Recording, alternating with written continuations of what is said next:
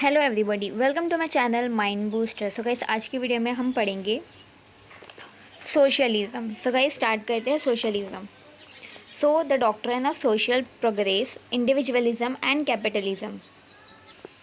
The doctrine of social progress is predicated on the assumption that the perusal of self-interest by every individual will, over a period of time, even if temporary setbacks have to be faced, lead to social good. This means that general social welfare will be the result of individual maximization of interest. So, the Alexander Pope has given a certain voice that God or nature form the general frame and bid self-love and social be the same. So we all know Adam Smith quoted maxim of the invisible hand, that everyone is not only a maximizer of self-interest but is an infinite appropriator and an infinite consumer of goods of every kind. तो Adam Smith ने एक sentence कहा है ये, that उन्हें coated दिया है. So the property is a measure of man, and in a capitalist society, whichever way one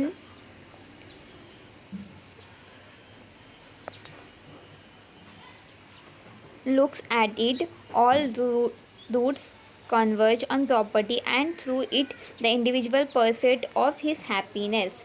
What we get as a picture of man under such a social arrangement is an egoistic person, disassociated from all other individual and all by himself in a space called the marketplace. This extreme individual is best captured in the word of John Locke. तो John Locke ने कहा है, that is John Locke क्या है, the father philosopher of liberalism.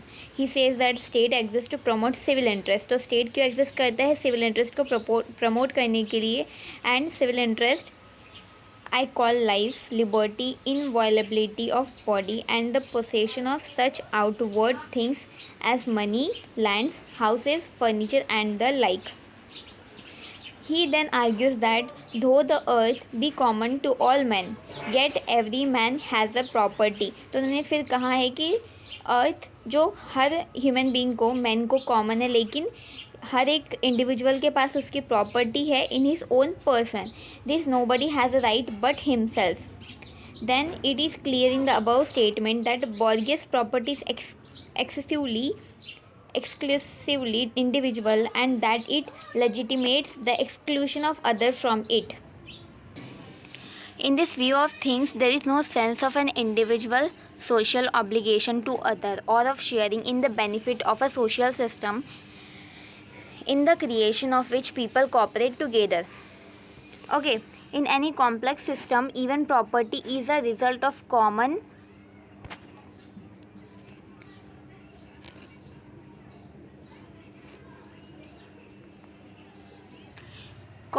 exertion of people, but its possession is always excessively private.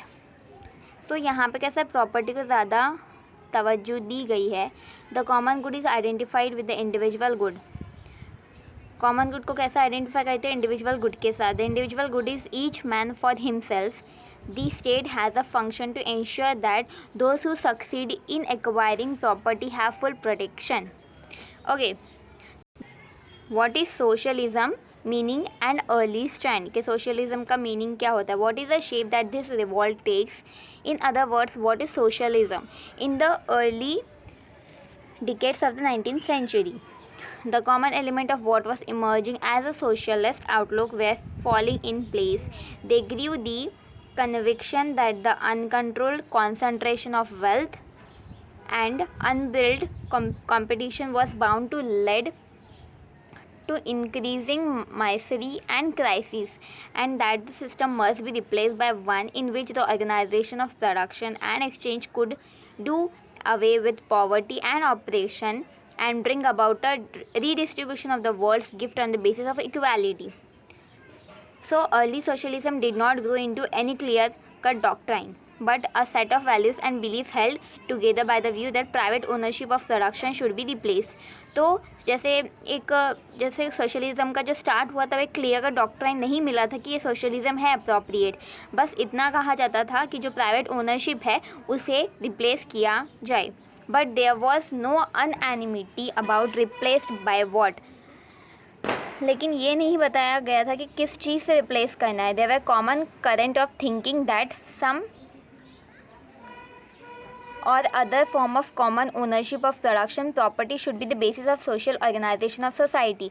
तो मतलब just वहाँ पे बोला जा रहा था कि जैसे कोई form common ownership of productivity property रहना चाहिए उस जो उसे रिप्लेस करे.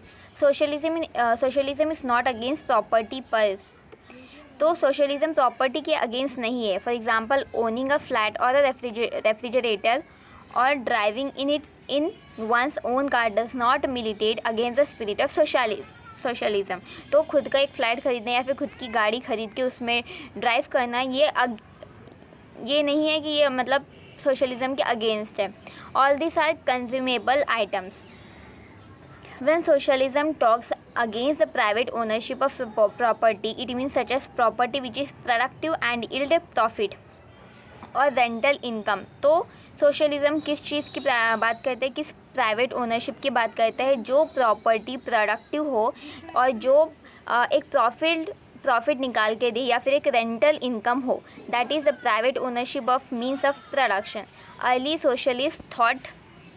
Early socialist thought that property is theft. तो मतलब वो समझते थे जो पहले के सोशलिस्ट थे कि प्रॉपर्टी एक चुराई जाने वाली चीज़ है. This comes two means that the owner of means of production cheat the workers. तो इसका मतलब क्या होता है, जो ओनर होता है प्रोडक्शन का वो क्या करता है, वर्कर्स को चीट करता है. The direct producer of whatever production which takes place over and about the wages paid to them. This denial of what they produce is theft. तो मतलब जो प्रोड्यूस कर रहे हैं वो उससे चुरा लेता है, वो उनका प्रॉपर उनको इनकम प्रोवाइड नहीं करता है, उनको वेजेस प्रॉपर नहीं दी जाती. The accumulation of this theft is property in the form we see it in our societies. Being a theft, it is morally unacceptable, so it must be abolished under the form private ownership must be converted into one or another form of common ownership. तो इसलिए इस reason से जो private ownership है उसे किसी और चीज़ से बदल देना चाहिए, ऐसा सोशलिस्ट का मानना है. Then socialism is not we have complete this. Then the later socialists did not consider property as a theft. लेकिन जो उसके बाद के जो सोशलिस्ट आए हैं उन्होंने प्रॉपर्टी को थेफ्ट नहीं समझा, but viewed it as appropriation and accumulation of the surplus value that the workers produce. So this process is built into the labor process which produce good for exchange in the market. It is therefore internal and structural to the capitalist process, and this is also instituted in law and is therefore legal. So ये जो दूसरे socialist आए बाद में तो उनकी thinking अलग थी, तो उन्होंने इसे थेफ्ट नहीं समझा, लेकिन अप्रोप्रिएशन जो सरप्लस वैल्यू वर्कर्स प्रोड्यूस करते थे उसका अप्रोप्रिएशन एक्यूमुलेशन होता था, तो ये उनका मानना था. Then so it cannot be theft but is exploitation and nevertheless remains from a normative point of view. तो लेकिन ये theft नहीं है, लेकिन ये exploitation है. Okay. Then the illegitimate and unacceptable. तो ये क्या है, illegitimate है मतलब lawful नहीं है, unlawful है, unacceptable और इसे accept नहीं करना चाहिए. Therefore they are agreed with the early socialists that it must abolish and common social ownership institute. तो ये इन लोगों का मानना ये है कि जो पहले के सोशलिस्ट कहते थे कि इसे अबॉलिश करना चाहिए, तो ये भी वही कर रहे हैं कि इसे अबॉलिश करना चाहिए, लेकिन इनका रीज़न कुछ अलग है. This common notion about the unwelcome nature of private ownership of the means of production and following on that the ideas of one or another form of common ownership is what unites the socialist. Anyone who agrees with his views is a socialist. So जो भी इस view से agree करते हैं उन्हें socialist कहा जाता है, whatever else their difference.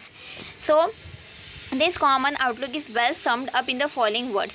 तो socialism is that organisation of society in which the means of production are control. तो सोशलिज्म का मतलब यहाँ पे बताया है कि एक ऑर्गेनाइजेशन सोसाइटी का in which the means of production are control, जो मीन्स ऑफ प्रोडक्शन को कंट्रोल करता है, and the decision on how and what to produce and on who is to get and get are made by public authority instead of any privately owned and privately managed firms.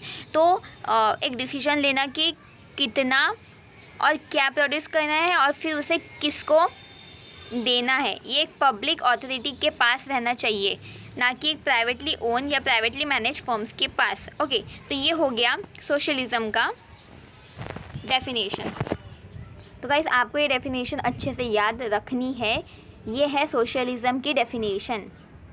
Okay, then within this broad agreement it is a difference about how does one replace capitalism and what exactly is a version of social ownership which creates so many different school of socialism. तो इससे क्या हो गया कि हम capitalism को कैसे replace करें और फिर इससे कैसा है डिफरेंट स्कूल ऑफ सोशलिज्म का क्रिएशन हो गया.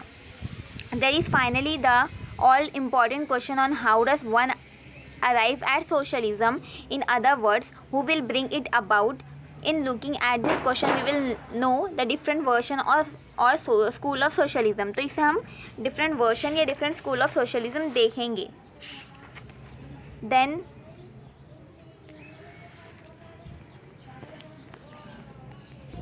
so guys हमने कुछ टॉपिक सोशलिज्म के कंप्लीट किए हैं और in the next video we will complete our chapter. If you like the video then please subscribe my channel and also share with your friends and like the video. So see you in the next video. Bye bye, take care.